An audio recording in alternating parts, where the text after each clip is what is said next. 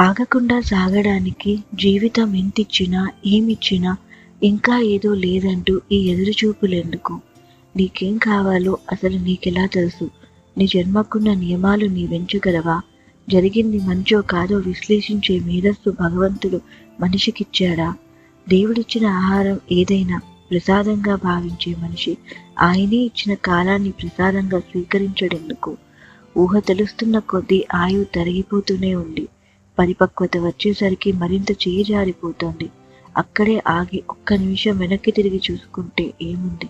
నిన్నేమయ్యింది అన్న విచారణ, రేపేంటి అన్న లెక్కింపు, నేటిని నువ్వు పట్టించుకున్నదెప్పుడు? నువ్వే వదిలేసిన నేడు నీకు నేస్తం అవ్వాలని ఆశించడం హాస్యాస్పదం కాదా? నేనున్నా అంటూ ఎదురై వచ్చి కదులుతున్న ముళ్ళు తన ఉనికిని చాటుతున్న నీ పరధ్యానం నీదే. పావువంతు జీవితాన్ని వృధా చేయగా సగం కాలం విసిరిన తరువాత అర్ధాయుష్యుని తలపిస్తూ జీవిత ముగింపు కనపడగా అంతా నువ్వే చేశావు అంటూ కాలాన్ని నిందిస్తే నువ్వు తొక్కుకుంటూ వెళ్ళిపోయిన ఏ క్షణాన్ని అని చూపించగలదు? నువ్వు విసిరేసిన ఏ నిమిషాన్ని అని నీ ఎదురుగా నిలపగలదు?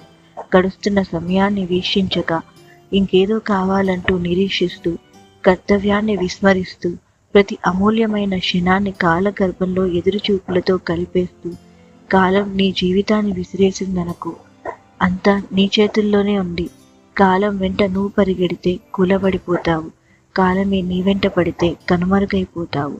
కాలంతో పాటు పయనించు, ప్రతి క్షణాన్ని ఆస్వాదించు. జీవితమే నీ కోసం ఎదురు చూసేలా జీవించు.